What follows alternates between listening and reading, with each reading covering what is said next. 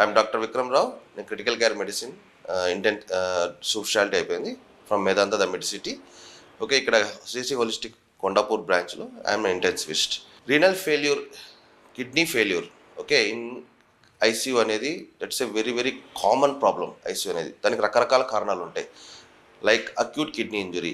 So acute kidney injury ఎందువల్ల వస్తుందంటే any infection వల్ల రావచ్చు, సెప్టిక్ షాక్ వల్ల రావచ్చు, అండర్లయింగ్ క్రానిక్ రీనల్ ఫెయిల్యూర్ అది ఎక్కువ అవ్వడం వల్ల రావచ్చు.